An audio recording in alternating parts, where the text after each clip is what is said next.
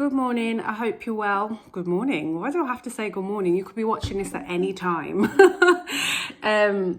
Just wanted to talk about growing up around domestic violence, not in great detail because there's enough videos that I've made around this, but the other day I had a message from someone saying, well, I grew up around domestic violence and I'm fine. And I found that quite interesting because one, I'm very happy that you feel that you're fine and that you feel fine and are fine. However, that is not the case for millions of children affected. And so just because it turned out okay for you does not mean that, free your mind or I or anyone else who talks about this issue should stop. It is a massive issue that affects millions of children across the world, millions in the UK, thousands in the one borough I live in. And so we will never stop talking about this issue just because it's okay for you. And I found it quite interesting that, sometimes we can feel that just because something doesn't affect us, that, perhaps, you should just stop talking about it because, I'm fine, and, if you're fine, then everything else is fine. And, the sort of single-minded mentalities that we can have sometimes when it comes to our lives, that means that we don't help others or have empathy or sympathy or care for others. It's just really important to understand that there are things happening in the world, and if they've affected you and you've worked it out and you've come through it fine, then I'm so happy for you because it's devastating. It's a devastating experience, and I'm speaking from my own.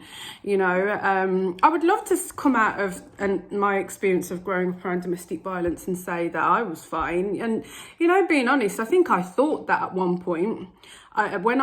When I was in my late teens to early 20s, I used to think that way. I used to talk about it like it was just my mom's experience and I was kind of just a witness until the reality came crashing down around me and I realised just how much I had suffered and what I had seen, and it was just inevitable that I was going to come to an absolute halt where I'd have to face everything that I'd been through. And the kind of saying that I was fine was probably a protective layer that I'd put over myself so I didn't have to face things. There was a lot that I didn't understand about the world, what I didn't understand about feelings and emotions, relationships, and so much. And realising just how impacted I was by that changed my life for the better, and I have been facing that reality ever since. So what's important is that we change our attitudes about how we look at things just because it hasn't affected us directly. There are people, whatever the experience is, there is going to be people that are affected. So just because it hasn't affected you doesn't mean it won't affect somebody else. And we all have our own factors that happen in our lives as to why we are affected by things differently, and that can be from our caregivers to the home we were brought up in, how we were treated while we were children, even down to the birth that we experienced as babies, coming into the world. So there are so many reasons why trauma can affect us differently or not at all. So it's just about being sympathetic to those things and being considerate. So I just thought I'd share that because it's not the first time I've heard that, and I think it's an important thing to mention.